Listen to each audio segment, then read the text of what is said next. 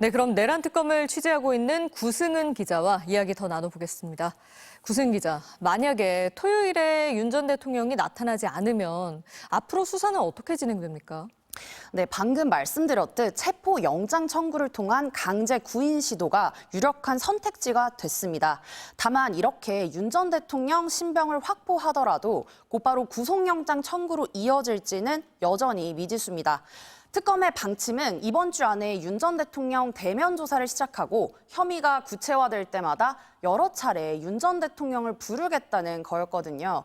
가장 먼저 조사를 하려고 한 부분은 지난 겨울 공수처의 체포를 방해하라고 경호처에 지시한 혐의와 비화폰 기록을 삭제하라고 지시한 혐의, 그리고 계엄령 선포 당시 국무회의 내용입니다.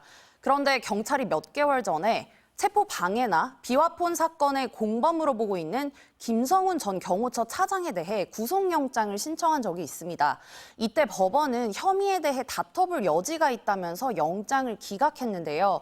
물론 그 사이 수사가 더 진행되기는 했지만 이런 상황을 감안할 때 첫 번째 조사만으로 윤 전 대통령에 대한 구속영장이 발부되리라고 확신할 수 없는 측면이 있습니다. 또 특검의 위헌성을 주장해온 윤 전 대통령 측이 진술 거부권, 즉 묵비권을 행사할 가능성도 배제할 수 없는데요. 그래서 강제 구인을 하더라도 일단 조사가 끝나면 돌려보내고 다른 혐의가 포착되면 재출석을 요구한 뒤에 여기에 불응하면 또다시 체포영장을 청구하는 장면이 반복될 수 있습니다.